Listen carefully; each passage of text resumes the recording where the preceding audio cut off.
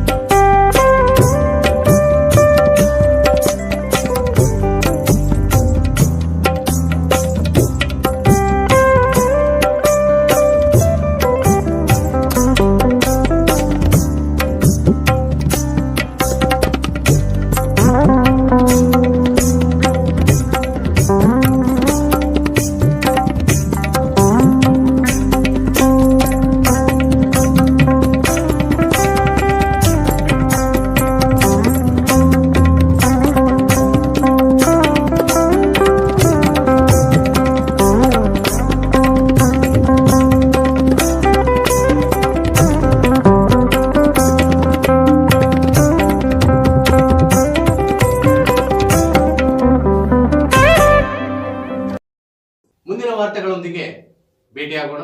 ನಮಸ್ಕಾರ.